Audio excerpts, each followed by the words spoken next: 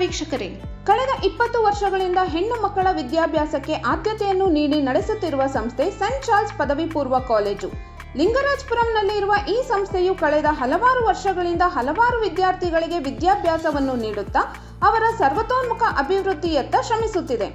ಈ ಕಾಲೇಜಿನ ಪ್ರಾಂಶುಪಾಲರು ಡಾಕ್ಟರ್ ಸಿಸ್ಟರ್ ನ್ಯಾನ್ಸಿ ಮೌಲ್ಯಾಧಾರಿತ ಶಿಕ್ಷಣದ ಜೊತೆ ವಿದ್ಯಾರ್ಥಿಗಳು ಇಂದಿನ ಸಮಾಜಕ್ಕೆ ಪ್ರಸ್ತುತವೆನಿಸುವ ವಿದ್ಯೆಯನ್ನು ನೀಡುತ್ತಿದ್ದಾರೆ.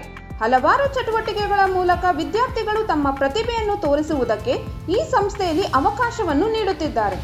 ನೋಡಿದಿರಲ್ಲ ನಮ್ಮ ಪರಿಸರ ಎಷ್ಟು ಹದಗೆಟ್ಟಿದೆ ಅಂತ.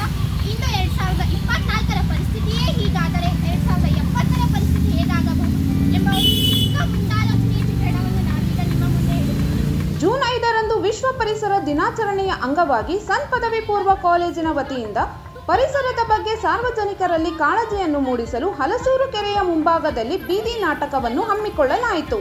ಪ್ರಸ್ತುತ ಸಮಾಜದಲ್ಲಿ ಇರುವ ಪರಿಸರಕ್ಕೆ ಸಂಬಂಧಿಸಿದ ಸಮಸ್ಯೆಯ ಕುರಿತಾಗಿ ಬೀದಿ ನಾಟಕವನ್ನು ಆಡಿಸಿ ಮುಂದಿನ ಪೀಳಿಗೆಗೆ ಸಮಾಜವನ್ನು ಹೇಗೆ ಉಳಿಸಬೇಕು ಎಂಬುದರ ಬಗ್ಗೆ ಮಾಹಿತಿಯನ್ನು ವಿದ್ಯಾರ್ಥಿಗಳು ಬೀದಿ ನಾಟಕದ ಮೂಲಕ ಪ್ರಸ್ತುತಪಡಿಸಿದರು.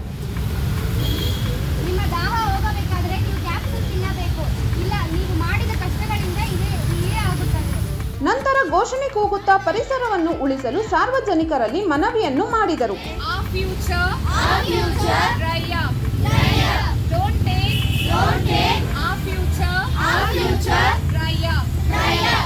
ಹಲಸೂರು ಕೆರೆಯ ಆವರಣದ ಭಾಗದಲ್ಲಿ ಈ ಬೀದಿ ನಾಟಕವನ್ನು ಹಮ್ಮಿಕೊಳ್ಳಲಾಯಿತು. ನಂತರ ಕಾಲೇಜಿನಲ್ಲಿಯೂ ಕೂಡ ವಿದ್ಯಾರ್ಥಿಗಳಲ್ಲಿ ಪರಿಸರದ ಮೇಲಿನ ಕಾಳಜಿಯನ್ನು ಮೂಡಿಸಲು ವಿಶ್ವ ಪರಿಸರ ದಿನಾಚರಣೆಯನ್ನು ಆಚರಿಸಲಾಯಿತು. ನಮ್ಮ ಭೂಮಿ ನಮ್ಮ ಮುಂದಿನ ಭವಿಷ್ಯ ಎಂಬುದು ಈ ಕಾರ್ಯಕ್ರಮದ ಮುಖ್ಯ ವಿಷಯವಾಗಿತ್ತು. ಪರಿಸರವಾದಿ ಹಾಗೂ ವಾಣಿಜ್ಯೋದ್ಯಮಿಯಾಗಿರುವ ಶ್ರೀಮತಿ ಅಪರ್ಣ ಪೂಜಾರಿ ಈ ಕಾರ್ಯಕ್ರಮದ ಅತಿಥಿಯಾಗಿದ್ದರು. ವಿದ್ಯಾರ್ಥಿಗಳನ್ನು ಉದ್ದೇಶಿಸಿ ವಿದ್ಯಾರ್ಥಿಗಳು ಪರಿಸರವನ್ನು ಉಳಿಸುವ ಕಾರ್ಯದಲ್ಲಿ ಮುಂದಾಳತ್ವವನ್ನು ವಹಿಸಬೇಕು ಎಂದು ಹೇಳಿದರು. ಓದಿ ಮುಗಿಸಿದ ಪತ್ರಿಕೆಯನ್ನು ಬಳಸಿ ಪೆನ್ಸಿಲ್ ಹಾಗೂ ಪೆನ್ ತಯಾರಿಸುವ ತಮ್ಮದೇ ಸ್ವಂತ ಉದ್ದಿಮೆಯನ್ನು ಇವರು ನಡೆಸುತ್ತಿದ್ದಾರೆ.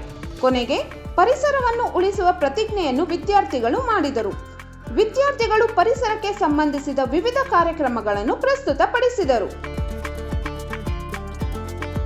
ಇನ್ನು ಹೆಚ್ಚಿನ ಹೊಸ ಸುದ್ದಿಗಾಗಿ KA Kannada news 24x7 channel subscribe ಮಾಡಿ.